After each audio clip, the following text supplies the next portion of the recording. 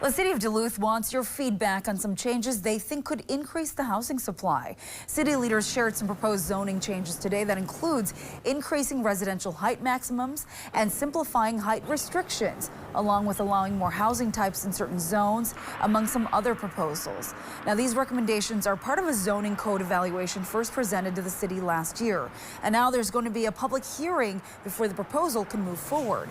That's going to be at 5 p.m. on Tuesday on the third floor of Duluth City Hall.